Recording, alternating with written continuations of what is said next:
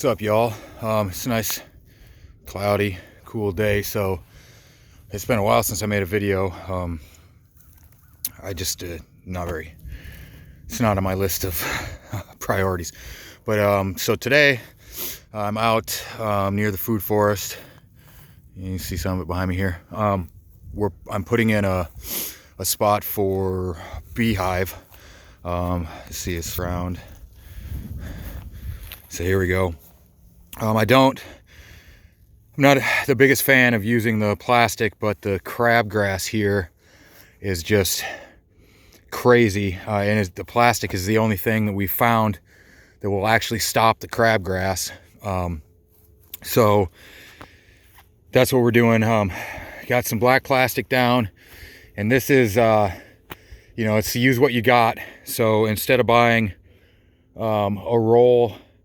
a 2,000 foot roll of black plastic, which we eventually do need to buy, but for now we don't have the funds to divert to that currently. So this is just some contractor bags that I split open. It's 3 of them, and so that'll keep the crabgrass away from where the hive is going to go. Of course, that'll be right on top of this stack of cinder blocks here. And so this is not the final product. I still got to go over to the barn and get some bluestone gravel, haul that back over here and cover the plastic, because I don't really want the heating that the exposed plastic will cause. And then also the gravel will keep the plastic from breaking down so quick. And so this is a great spot. This is a great spot for the bees because we've got east right over here, so I can orient their hive with their door facing east, which they like. And then so these autumn olives here and the peaches, that'll help with shade and wind, because our prevailing wind is out of the southwest here, and it can get pretty gnarly at times, especially midsummer. There's a large drive wind machine. You can't see it on the horizon here because of the lay of the land, but Pine Mountain is right over there, and that drives a lot of our wind coming in this way. And then so I've got a bunch of starts in the house, some rosemary cuttings, and those are going to go all through here. We'll be moving a lot more herbs out and mixing it in here in the food forest. And there's a lot more trees that are going out here in the spring. Probably a lot over here. And if you see here, we've got a line of our blueberries down here on this swale. So the land falls this way and it goes into this ditch. I know it doesn't look like a ditch because I filled it with wood chips when I dug it 2 years ago. So that's 2 feet deep. And then that material all got heaped up here, and it's all uncompacted. And then I covered everything with a foot of wood chips, which have decomposed down, and so you can't, it's definitely not a foot deep anymore. And then so we've got blueberries and strawberries all along this swale. So the water comes in, it goes into this trench. The biomass that's still in there soaks it up. The berm of the swale soaks it up, and it releases it slowly that way, so it stops our water from running into our asshole neighbor's pasture over here, because these guys are cunts, so they don't get any of our water. Fuck them, they can get their own water. So we've got more swales that are going in behind this line of trees. There'll be a swale there. This swale is going to continue this way for a while. And then so over here a bit, I don't know if you can see it, right about there's a little stake, and that's the edge of where the market garden field will go. The south field here is going to be extended all the way over here, so I've got to reclaim all of this. Over the last 3 years, we've been building the soil with chop and drop. So basically I let the meadow blaze, and then I just come and I cut it and leave it, and that's been helping the soil quite a bit. And so if you come over here, here's a good spot where there's not much crabgrass.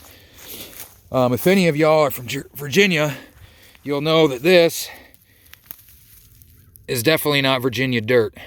So this is all, when we moved in, it was all hard packed clay, and it was used the fuck up.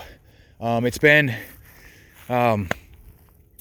in cultivation for 200 years probably. So, you know, there were high intensity crops, crops that really deplete the soil. So first there was cotton, and then there was tobacco, and then eventually it got to the only thing that would grow was hay.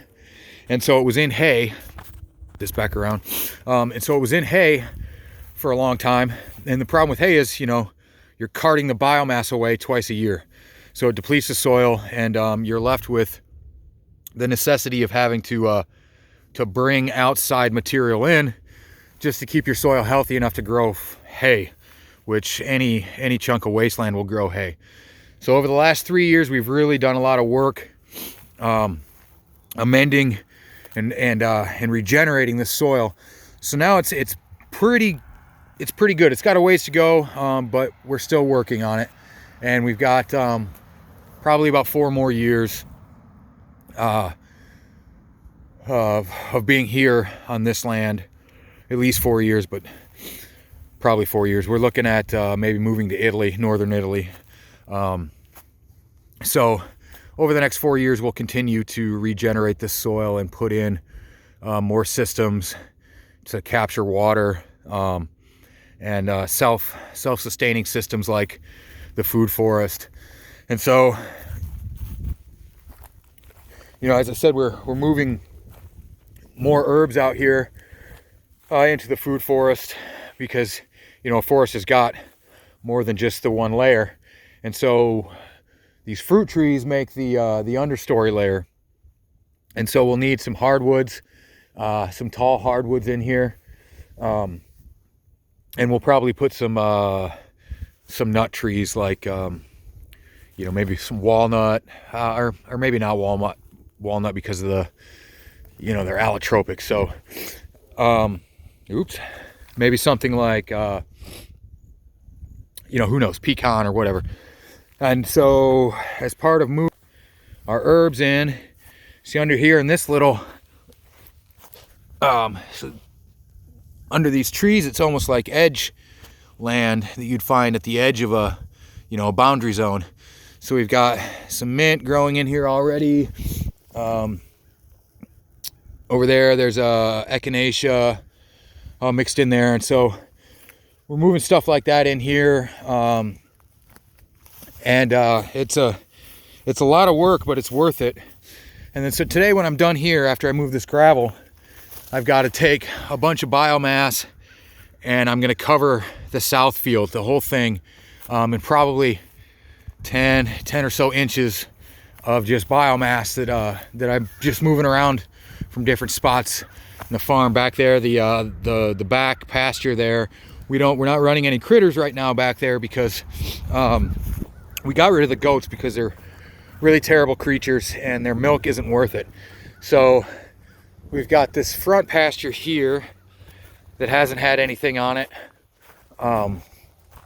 in a few months, and you can see that's kind of shaggy, overgrown and shaggy in there. So I'll be taking a lot of this biomass, and then on the other side of this fence is the back pasture behind the barn, and that hasn't seen anything. We haven't run any critters back there in quite a while. So we'll be moving that biomass, and then I got to go over here to the chicken coop. I got to clean out their manure, and I'm just going to put that straight onto the south field, because we've got 6 months until I'll be planting over there, and that's plenty of time for that to cool off. So yeah, that's about where we're at right now here, not counting Northfield over there, herbs and all that. So yeah, you guys, if you've got the weather and you got the time, get out, get your hands in the dirt, start putting in these systems, because it's really worth it. And who knows what'll happen tomorrow. You can't take for granted the fact that you can just go to the grocery store. So you need to really be putting these things in now, and don't imagine that you've got time, because these all take quite a bit of time to get going. It's quite a bit of work and quite a bit of time, but once it's done and it'll just run itself. So get at it now, and you can avoid the self-recrimination of wishing you would have gotten it done when you need it to be done and it's not. All right, have a good one, guys.